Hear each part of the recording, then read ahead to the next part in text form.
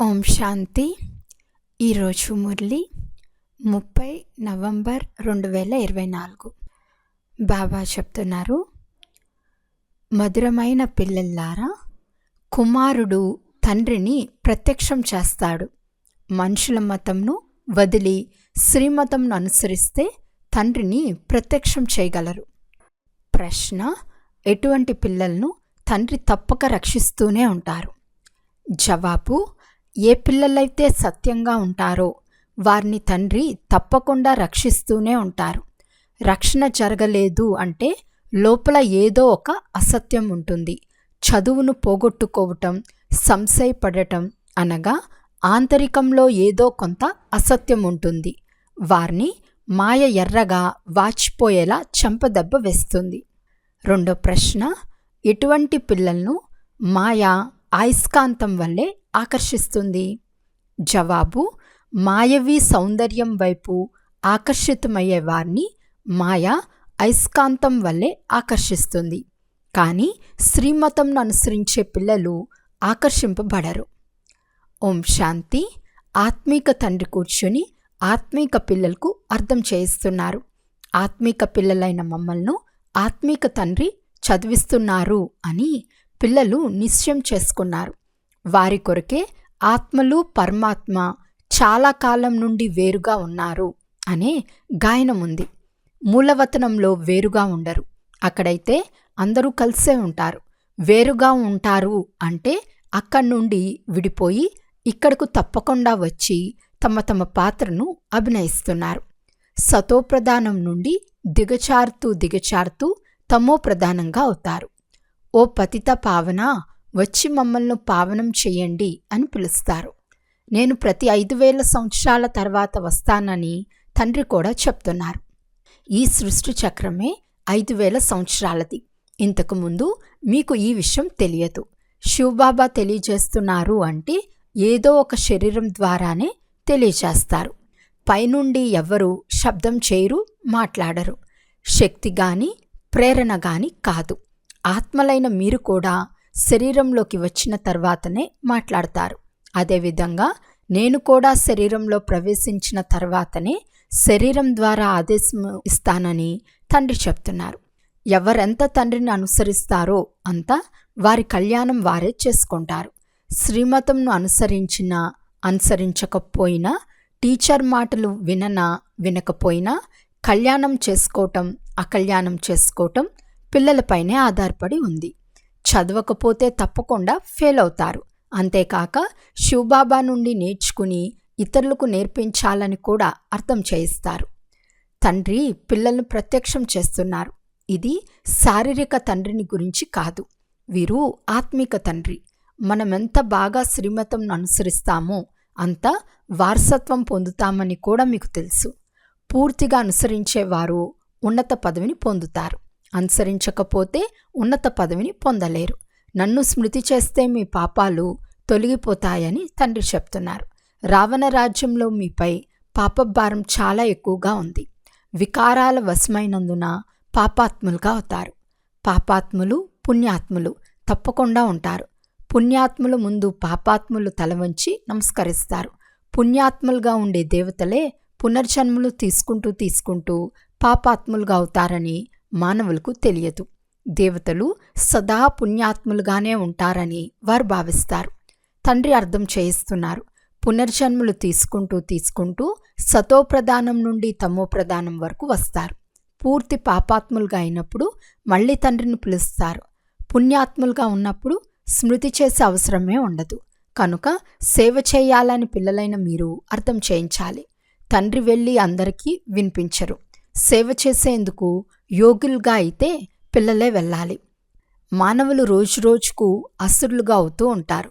తెలియనందున మానవులు వ్యర్థ ప్రలాపాలు చేసేందుకు కూడా ఆలస్యం చేయరు. గీతా భగవానుడు కృష్ణుడని మనుషులంటారు. కృష్ణుడు దేహదారి అని, అతన్ని దేవత అని అంటారని మీరు అర్థం చేయిస్తారు. కృష్ణుని తండ్రి అని పిలవరు. అందరూ తండ్రిని స్మృతి చేస్తారు కదా. ఆత్మల తండ్రి ఇతరులెవ్వరూ ఉండరు. ఈ ప్రజాపిత బ్రహ్మ కూడా చెప్తున్నాడు, నిరాకార తండ్రినే స్మృతి చేయాలి. బ్రహ్మ శారీరక తండ్రి అవుతాడు. చాలా బాగా అర్థం చేయిస్తారు.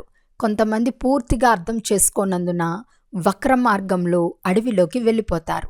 తండ్రి ఏమో స్వర్గంలోకి వెళ్ళి మార్గంను చూపిస్తారు. అయినా అడవి వైపు వెళ్ళిపోతారు. అడవి వైపు తీసుకెళ్లేవాడు రావణుడని తండ్రి తెలియజేస్తున్నారు. మీరు మాయతో ఓడిపోతారు.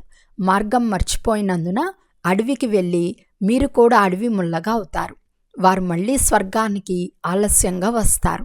మీరు స్వర్గంలోకి వచ్చే పురుషార్థం చేసేందుకు ఇక్కడికి వచ్చారు. త్రేతాయుగంను కూడా స్వర్గం అని అన్నారు. 25% తగ్గిపోతుంది కదా. వారు ఫెయిల్ అయిన వారికి క్రింద లెక్కింపబడతారు.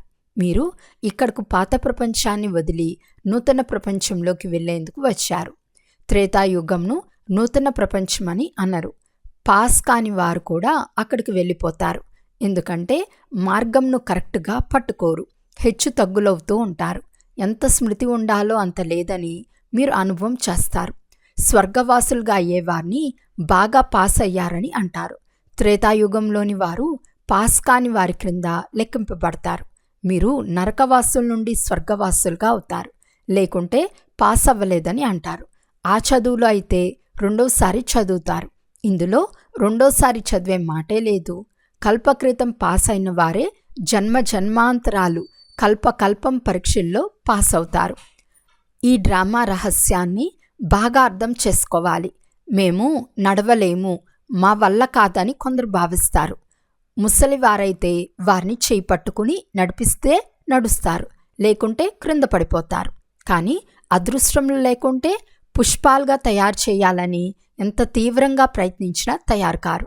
జిల్లేడు పూలు కూడా ఉన్నాయి, ముళ్ళైతే గుచ్చుకుంటాయి. తండ్రి ఎంతగానో అర్థం చేయిస్తున్నారు.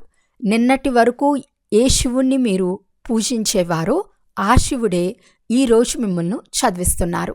ప్రతి మాటలో పురుషార్థం చేసేందుకు ప్రాధాన్యత ఇవ్వబడుతుంది. మాయ మంచి మంచి పుష్పాలను కూడా క్రింద పడేయటం చూస్తున్నారు. ఎముక ఎముక విరిచేస్తుంది. వారిని ద్రోహులని అంటారు. ఒక రాజధానిని వదిలి మరో రాజధాని వెళ్ళిపోయిన వారిని ద్రోహులని అంటారు. తండ్రి కూడా అంటున్నారు, నా వారిగా ఈ మళ్ళీ మాయకు చెందిన వారిగా అయితే వారు కూడా ద్రోహులే. వారి నడవడికలే అలా అయిపోతాయి. ఇప్పుడు ఆ తండ్రి మాయ నుండి విడిపించేందుకు వచ్చారు. మాయ చాలా శక్తివంతమైందని, తన వైపు ఆకర్షిస్తుందని పిల్లలు చెప్తారు. మాయ అయస్కాంతం వలె ఉంది. ఇప్పుడు ఇది అయస్కాంతం రూపంను ధరిస్తుంది. ప్రపంచంలో ఎంత సౌందర్యం పెరిగిపోయింది. ఇంతకుముందు ఈ సినిమాలు వగేరా లేవు. ఇవన్నీ గత 100 సంవత్సరాల నుండే వెలిసాయి. బాబా అనుభవశాలి కదా. పిల్లలు ఈ డ్రామాలోని నిగూఢ రహస్యంను బాగా అర్థం చేసుకోవాలి. ప్రతి విషయం ఖచ్చితంగా నిర్ణయింపబడి ఉంది. గడిచిన 100 సంవత్సరాల నుండి ఈ ప్రపంచం అపోజిషన్ కొరకు మాయవీ స్వర్గంగా తయారైంది. అందుకే బాబా అర్థం చేయిస్తున్నారు. ఇప్పుడు స్వర్గం వేగంగా తయారవ్వాలి. సైన్స్ కూడా చాలా ఉపయోగపడుతుంది. ఇది చాలా సుఖంనిచ్చేది కూడా. ఈ సుఖం స్థిరంగా ఉండేందుకు ఈ పాత ప్రపంచం వినాశనం కూడా జరగాలి. సత్యుగ సుఖం కేవలం భారతదేశపు భాగ్యంలో మాత్రమే ఉంది. వారంతా భక్తి మార్గం ప్రారంభమైన తర్వాతనే వస్తారు. భారతవాసులు క్రింద పడిన తర్వాతనే ఇతర ధర్మాల వారు నంబర్ వారుగా వస్తారు. భారతదేశం దిగజారుతూ ఒక్కసారిగా క్రింద పడిపోతుంది. మళ్ళీ పైకి ఎక్కాలి. ఇక్కడ కూడా పైకి ఎక్కుతారు, మళ్ళీ క్రింద పడతారు. ఎంతగా దిగజారుతారో చెప్పలేము. అడగవద్దు. తండ్రి మమ్మల్ని చదివిస్తున్నారు అంటే కొంతమంది అంగీకరించరు, నమ్మనే నమ్మరు. మంచి మంచి సేవాదారులని తండ్రి ఎవరైతే మహిమ చేస్తారో వారు కూడా మాయా పంజాలోకి వచ్చేస్తారు. కుస్తీ పోటీ జరుగుతుంది కదా, మాయ కూడా అలాగే యుద్ధం చేస్తుంది. ఒక్క దెబ్బలో పూర్తిగా క్రింద పడేస్తుంది. పోను పోను పిల్లలైన మీకు అర్థమవుతూ ఉంటుంది. మాయ ఒక్కసారిగా పూర్తిగా క్రింద పడేస్తుంది. అయినా బాబా చెప్తున్నారు, ఒక్కసారి జ్ఞానం విన్నా తప్పకుండా స్వర్గంలోకి వస్తారు. కానీ పదవి పొందలేరు కదా. కల్పక్రితం ఎవరు ఎంత పురుషార్థం చేశారో లేక పురుషార్థం చేస్తూ చేస్తూ క్రింద పడ్డారో అదేవిధంగా ఇప్పుడు కూడా క్రింద పడుతూ లేస్తూ ఉంటారు. గెలుపు ఓటములు ఉంటాయి కదా, అంతా పిల్లల స్మృతిపైనే ఆధారపడి ఉంది. పిల్లలకు ఈ తరగని అవినాశి ఖజానా లభిస్తుంది. వారైతే లక్షల రూపాయలకు దివాలా తీస్తారు. కొంతమంది లక్షాధికారులైన ధనవంతులుగా అవుతారు. అది కూడా కేవలం ఒక్క జన్మకే. మరుసటి జన్మలో అంత ధనం ఉండదు. కర్మభోగం కూడా చాలా ఉంది. అక్కడ స్వర్గంలో అయితే కర్మభోగం అనే మాటే ఉండదు. ఈ సమయంలో మీరు 21 జన్మలకు ఎంతో సంపాదన జమ చేసుకుంటున్నారు. పూర్తిగా పురుషార్థం చేయవారు పూర్తిగా స్వర్గ వారసత్వంను పొందుకుంటారు. మేము స్వర్గ వారసత్వం తప్పకుండా పొందుతామని బుద్ధిలో ఉండాలి. మళ్ళీ క్రింద పడిపోతామని అనుకోరాదు. ఇతడు అందరికంటే ఎక్కువగా క్రింద పడ్డాడు. ఇప్పుడు మళ్ళీ పైకి ఎక్కి తీరాలి. స్వతహాగా పురుషార్థం కూడా జరుగుతూ ఉంటుంది. మాయ ఎంత ప్రబలమైందో గమనించమని అర్థం చేయిస్తూ ఉంటారు. మానవుల్లో పూర్తి అజ్ఞానం నిండుకుని ఉంది. అజ్ఞాన కారణంగా తండ్రిని కూడా సర్వవ్యాపి అని అంటారు. భారతదేశం ఎంతో ఫస్ట్ క్లాస్గా ఉండేది. మనం ఇలా ఉండేవారమని మళ్ళీ అలాగే అవుతున్నాము అని మీకు తెలుసు. పిల్లలైన మీకు తప్ప ఇతరులెవ్వరికీ ఈ దేవతలకు ఎంత మహిమ ఉందో తెలియదు. ఇప్పుడు జ్ఞానసాగరులైన బేహద్దు తండ్రి వచ్చి మమ్మల్ని చదివిస్తున్నారని కూడా పిల్లలైన మీకు మాత్రమే తెలుసు. అయినా మాయ చాలామందిని సంశయంలోకి తెస్తుంది. అసత్యాన్ని కపటాన్ని వదిలిపెట్టరు. అందువలన తండ్రి చెప్తున్నారు, మీ చాట్ను సత్యంగా రాయండి, కానీ దేహాభిమానం వలన సత్యం తెల్పరు. కనుక ఇది కూడా వికర్మగా అవుతుంది.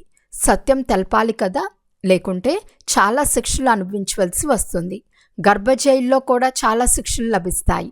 మళ్ళీ ఇటువంటి పని చేయనని తోబా అంటూ ఒట్టు వేసుకుని లెంపలు వేసుకుని పశ్చాత్తాపడతారు. ఎవరికైనా దెబ్బలు పడినప్పుడు కూడా ఇలా క్షమాపణ అడుగుతారు కదా. శిక్షలు లభించినప్పుడు కూడా అలాగే పశ్చాత్తాపడతారు. మాయారాజ్యం ఎప్పటి నుండి మొదలైందో పిల్లలైన మీకు తెలుసు. పాపం చేస్తూ ఉంటారు. పిల్లలు ఇంత మధురంగా సున్నితంగా నమ్రతగా తయారవటం లేదని తండ్రి గమనిస్తున్నారు. తండ్రి ఎంత సున్నితమైన వారు, చిన్న పిల్లల వలె ఎంతో సున్నితంగా నడుస్తున్నారు. ఎందుకంటే డ్రామానుసారం నడుస్తూ ఉంటారు. జరిగిపోయిందంతా డ్రామాలో నిశ్చయింపబడిందని అంటారు. ఇక ముందు అలా జరగరాదని అర్థం చేయిస్తూ కూడా ఉంటారు. ఇక్కడ బాప్దాదా ఇరువురు కలిసే ఉన్నారు కదా. దాదా మతం దాదాది, ఈశ్వరుని మతం ఈశ్వరునిది. మనకు మతం ఇచ్చేదెవరో అర్థం చేసుకోవాలి. ఇతడు కూడా తండ్రే కదా. తండ్రి మాటేమో వినాలి కదా. బాబా ఏమో పెద్ద బాబా కదా. అందుకే ఈ బాబా శివ్ బాబా చెప్తున్నారనే భావించమంటున్నారు. అలా భావించుకుంటే పదవి కూడా పొందలేరు. డ్రామా ప్లాన్ అనుసారం తండ్రి కూడా ఉన్నారు, దాదా కూడా ఉన్నారు. తండ్రి శ్రీమతం లభిస్తుంది. మాయ ఎటువంటిదంటే మహావీరులు పహిల్వాన్లతో కూడా ఏదో ఒక వ్యతిరేక కర్మ చేయిస్తుంది. తండ్రి శ్రీమతంను అనుసరించలేదని అర్థమైపోతుంది. నేను నా అసురీ మతం అనుసారంగా నడుస్తున్నానని స్వయం కూడా అర్థం చేసుకుంటారు.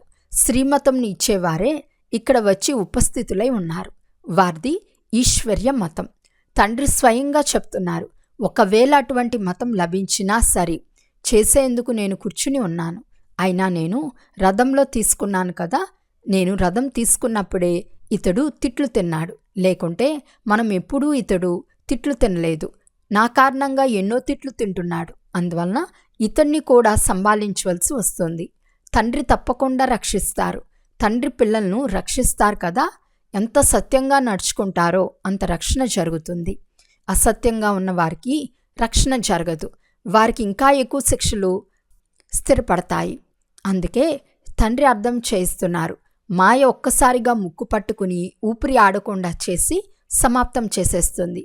పిల్లలు స్వయంగా మాయ తినేసినట్లు అనుభవం చేస్తారు. తర్వాత చదువు మానేస్తారు. తండ్రి చెప్తున్నారు, తప్పకుండా చదువుకోండి, చదివి తీరాలి. మంచిది. అయితే ఎక్కడ ఎవరిది దోషం? ఇందులో ఎవరు ఎలా చేస్తారో భవిష్యత్తులో వారు అంతే పొందుతారు. ఎందుకంటే ఈ ప్రపంచం ఇప్పుడు పరివర్తన చెందుతూ ఉంది. మాయ ఎర్రగా వాచిపోయేటట్లు చెంపదెబ్బ వేస్తుంది. అప్పుడు ఈ ఖుషి ఉండదు. తర్వాత బాబా ఏమైందో ఏమీ తెలియదని మొరపెట్టుకుంటూ బిగ్గరగా అరుస్తారు. యుద్ధం మైదానంలో ఎవరు దెబ్బలు కొట్టకుండా క్రింద పడకుండా జాగరూకతతో ఉండాలి. ఎక్కువ శక్తి కలిగిన వారు అవతల వారిని క్రింద పడేస్తారు. మళ్ళీ రెండో రోజు యుద్ధం ప్రకటిస్తారు. మాయతో జరిగే ఈ యుద్ధం చివరి వరకు జరుగుతూనే ఉంటుంది. క్రింద మీద అవుతూనే ఉంటుంది. చాలామంది సత్యం తెలపరు. బాబా ఏమంటారో అగౌరవం పాలవుతామని భయపడతారు. ఎంతవరకు సత్యం చెప్పరో అంతవరకు ముందుకు వెళ్ళలేరు. సత్యం చెప్తేనే ఉన్నతమవుతారు. లోపల గుచ్చుకుంటూనే ఉంటుంది. ఇంకా వృద్ధి చెందుతుంది. వారంతకు వారు సత్యం ఎప్పుడూ చెప్పరు. ఎక్కడైనా ఇద్దరుంటే వీరు బాబాకు వినిపిస్తే అప్పుడు నేను కూడా వినిపిస్తానని అనుకుంటారు. మాయా చాలా శక్తివంతమైంది. వారి అదృష్టంలో అంత ఉన్నత పదవి లేకుంటే సజ్జన్ వద్ద దాచిపెడతారని అర్థం చేసుకోబడుతుంది. దాచిపెడితే వ్యాధి నయం కాదు, ముదురుతూ పోతుంది. ఎంత దాచిపెడతారో అంత క్రింద పడిపోతూనే ఉంటారు. భూతాలేమో అందరిలో ఉన్నాయి కదా. ఎంతవరకు కర్మాతీత స్థితి తయారవ్వదో అంతవరకు చెడు దృష్టి కూడా వదలదు. అన్నిటికంటే పెద్ద శత్రు కామము. చాలామంది క్రింద పడిపోతారు. శివబాబాను తప్ప ఏ ఇతర దేహదారిని స్మృతి చేయవద్దని బాబా పదే పదే అర్థం చేయిస్తూ ఉంటారు. కొంతమంది ఎంత పక్కాగా ఉన్నారు అంటే శివబాబా తప్ప వారికి ఎవ్వరూ గుర్తుకే రారు. పతివ్రత స్త్రీకి ఎప్పుడూ చెడు బుద్ధి ఉండదు. అచ్చా, మధురాతి మధురమైన అపురూపమైన పిల్లలకు మాతాపిత బాప్దాదాల ప్రియ స్మృతులు మరియు గుడ్ మార్నింగ్. ఆత్మిక పిల్లలకు ఆత్మిక తండ్రి నమస్తే. ఆత్మిక తండ్రికి ఆత్మిక పిల్లల యొక్క ప్రియ స్మృతులు మరియు నమస్తే నమస్తే నమస్తే. ధారణ కొరకు ముఖ్య సారం. ఫస్ట్ పాయింట్, మనల్ని చదివించేవారు స్వయం జ్ఞానసాగర్లు, అనంతమైన తండ్రి. ఇందులో ఎప్పుడూ సంశయం రాకూడదు. అసత్యం కపటం వదిలి సత్యమైన చాట్ను ఉంచాలి. దేహాభిమానంలోకి వచ్చి ఎప్పుడూ ద్రోహులుగా అవ్వరాదు. సెకండ్ పాయింట్, డ్రామాను బుద్ధిలో ఉంచుకొని తండ్రి సమానంగా చాలా చాలా మధురంగా, సున్నితంగా, నమ్రతగా తయారై ఉండాలి. ఎప్పుడూ అహంకారాన్ని చూపించరాదు. మీ మతమును వదిలి తండ్రి మతమునే అనుసరించాలి. వరదానము: ఒక్క తండ్రి ప్రేమలో లవలీనమై గమ్యానికి చేరుకునే సర్వ ఆకర్షణ్ ముక్త భవ. బాప్దాదా తమ పిల్లలను తమ స్నేహము మరియు సహయోగం అనే ఒడిలో కూర్చోపెట్టుకుని గమ్యానికి తీసుకెళ్తున్నారు. ఇది కష్టమైన మార్గం కాదు. కానీ ఎప్పుడైతే మీరు హైవేకు బదులు సందుల్లోకి వెళ్ళిపోతారో లేక గమ్యం యొక్క గురి కంటే ఇంకా ముందుకు వెళ్ళిపోతారో అప్పుడు తిరిగి వచ్చేందుకు శ్రమ చేయాల్సి వస్తుంది. శ్రమ నుండి రక్షించుకునే సాధనం ఒక్కరి ప్రేమలోనే ఉండండి. ఒక్క తండ్రి ప్రేమలో లీనమై ఉండి ప్రతి కార్యం చేస్తే ఇతరదేది కనిపించదు. అన్నీ ఆకర్షణల నుండి ముక్తులైపోతారు. స్లోగన్: మీ భాగ్యం యొక్క అనుభవాన్ని మీ ముఖము మరియు నడవడిక ద్వారా చేయించండి. అచ్చా, ఓం శాంతి.